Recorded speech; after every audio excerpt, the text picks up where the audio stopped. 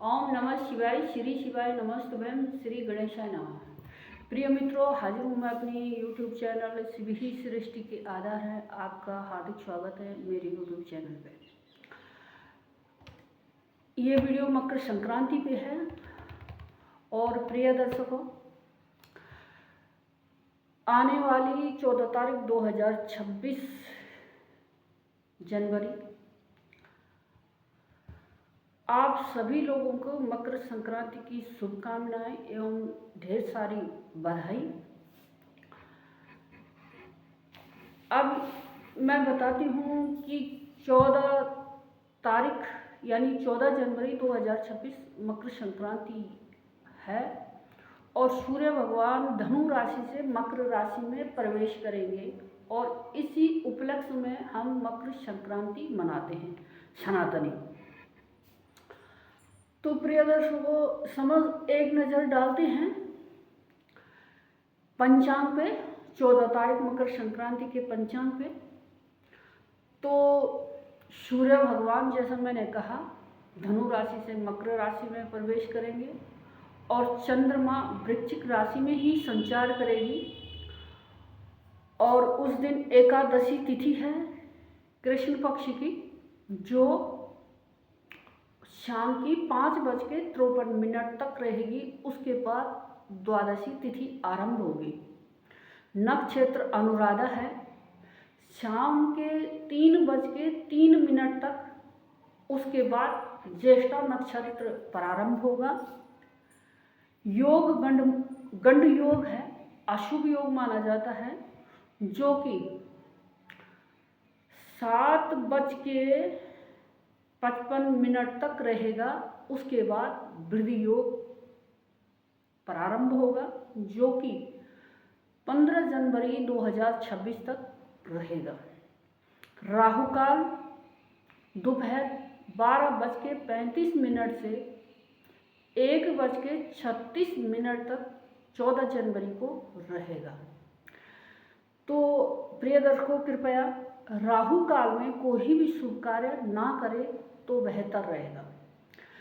अब 14 जनवरी को बाकी भी योग हैं, जैसे 14 जनवरी को अमृत सिद्धि नामक योग भी है, जो कि सुबह 7:14 से आरंभ होगा और 15 जनवरी 3:03 पर शाम की खत्म होगा 15 जनवरी तक। तो अमृत सिद्धि योग भी अच्छा है। बाकी कोई अभिजीत नामक मुहूर्त नहीं है। तो ये था 14 तारीख का पंचांग। अब प्रिय दर्शकों, बात कर लेते हैं कि ये तो मैंने आपको बताया कि सूर्य भगवान मकर राशि में प्रवेश करते हैं और क्यों इसको धार्मिक त्यौहार माना गया है। इसका अर्थ है कि सूर्य भगवान धर्म और कर्म के भी देवता हैं, पिता के प्रतीक हैं और आत्मा के भी कारक हैं। क्योंकि आत्मा, आपको पता होगा प्रिय दर्शकों, कि शरीर चल जाता है, मन उसी समय खत्म हो जाता है, लेकिन आत्मा अमर होती है।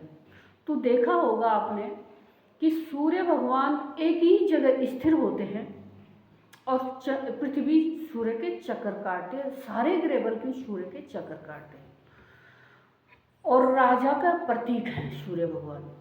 तो मकर राशि में सूर्य भगवान प्रवेश करते हैं तो शनि की राशि है और शनि भगवान कर्म और दंड और न्याय के मालिक होते हैं। शनि ग्रह से प्रिय दर्शकों डरने की कोई बात नहीं है। शनि ग्रह बहुत ही शुभ ग्रह भी हैं और प्रत्येक ग्रह का अपना एक नेचर होता है कि जब कोई ग्रह अशुभ होता है तो अपना प्रकोप दिखाता है और कोई भी ग्रह जब शुभ होता है तो अपना शुभ फल देता है। और अच्छाई और बुराई सभी ग्रहों की होती है। बहुत से लोगों का बहुत ज़्यादा डर होता है शनि ग्रह को देख के कि पता नहीं शनि क्या कर देंगे। तो ऐसा कुछ नहीं, कर्म अच्छा कीजिएगा तो कोई घबराने की बात नहीं होती। कर्म अच्छे हैं तो भगवान सब कुछ अच्छा ही करते हैं, इसमें कोई दो राय नहीं है।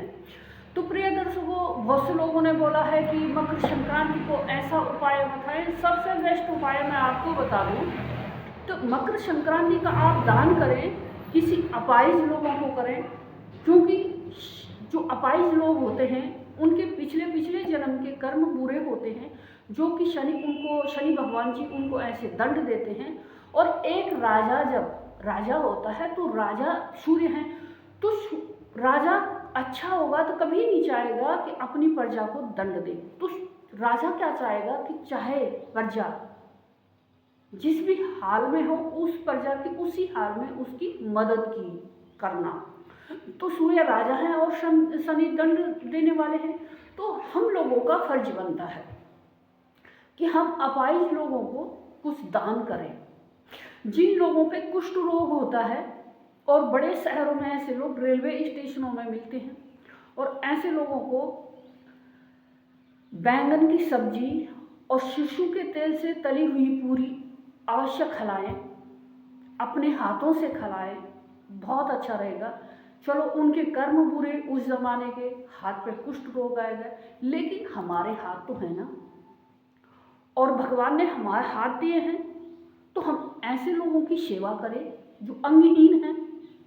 और मैं ये बोलती हूँ कि मकर संक्रांति का दान किसी ब्राह्मण और बहू बेटी, बहू को तो कौन, बेटी और बहन, इन लोगों को तो आप लोग अनेक बार देते हो, शादियों में बुलाते हो, साल भर में कई ऋतुएं आती बुलाते होंगे, लेकिन हम अपाहिज लोगों की मदद कब करते, कभी नहीं कर पाते हैं। तो इनकी मदद करनी है, और इनको आपके अंदर जितनी भी श्रद्धा हो, या जितनी आपके अंदर हिम्मत हो, जितने अपने पास हो, उस हिसाब से आपको दान अवश्य करना चाहिए। चाहे कंबल के रूप में करें, कपड़ों के रूप में करें, जूतों के रूप में करें, उनको कुछ खाना खिलाएं, कुछ पैसा दे दें, तो ये बहुत अच्छी बात होती।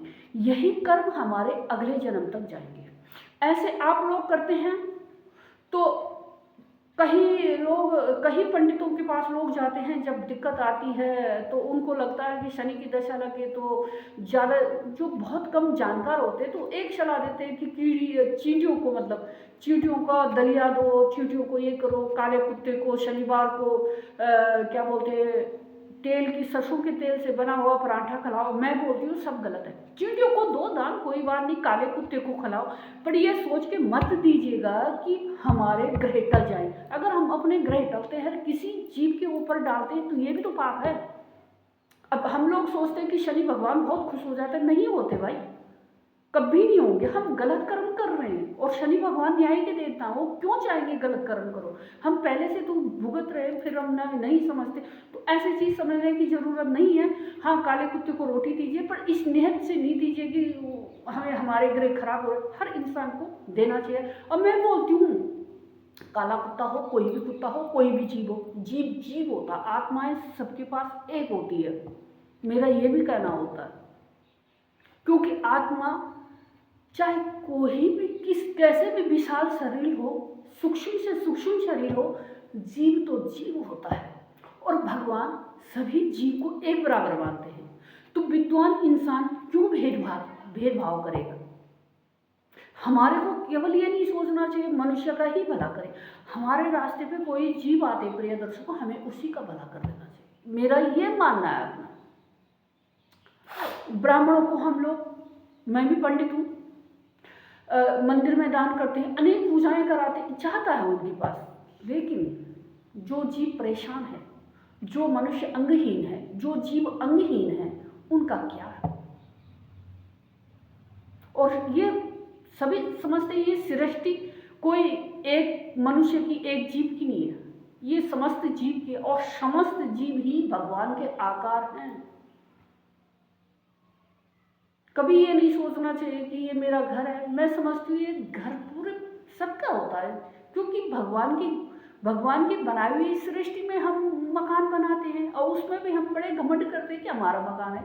तो ये सारी चीज़ें कभी भी नहीं सोचनी चाहिए। सत्यता यही है कि प्रत्येक जीव जीने की अपेक्षा करता है, अपेक्षा में रहता है, लेकिन सत्य यही है कि उसको पता नहीं होता मुझे कब जाना होता है। तो हमारा व्यर्थ का घमंड है।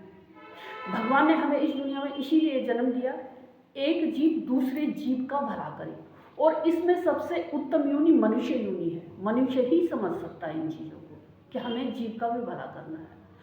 तो शनि ग्रह के प्रकोप से प्रिय दर्शकों आपको बचना है। तो कुष्ठ रोग, अंगहीन रोग, किसी जाति, किसी धर्म, किसी भी कैटेगरी को हो, उनकी सेवा करनी है आपको और उन्हीं को दान देना है, तो व्यर्थ रहेगा। कुछ महिलाएं हरियाणा, राजस्थान के देखा है मैंने कि 12-14 कपड़े जो भी होता है उनको बांटते, वो उसको बांटती, वो उसको बांटती, एक साल उसका देना, उसका लेना। इसको कोई दान नहीं बोलते। दान उसको बोलते जिसको ज़रूरत है, दान उसको बोलते जहाँ से वापस ना आए। तो 100 सुनार की एक लोहार की सबसे बेस्ट उपाय यही है, आप ऐसे करिए, शनि भगवान आप पे बड़े प्रसन्न होंगे। और मैं मानती हूँ सूर्य भगवान जो राजा हैं वो भी आप पे बड़े प्रसन्न होंगे। और सबसे बड़ी बात है आपके कर्म उच्च होंगे। और इससे भी बड़ी बात है परमात्मा भगवान सदाशिव भी आप पे बहुत ज़्यादा प्रसन्न होंगे। तो प्रिय दर्शकों, अपनी वाणी को मैं विराम देती हूँ। अगले वीडियो में हाजिर होंगे, तब तक के लिए नमस्कार। और अगर आप लेडीज हैं तो अपना व्यक्तित्व तो ऐसे प्रस्तुत करो कि हर जेंट्स आपको अपनी माँ और बहन के दृष्टि से देखे। और अगर आप जेंट्स हैं तो अपना व्यक्तित्व तो ऐसे प्रस्तुत करो कि हर लेडीज आपके साथ में अपने आप को सुरक्षित महसूस करे। जय भारत, जय उत्तराखंड। ओम नमः शिवाय। श्री केदार बाबा की जय हो।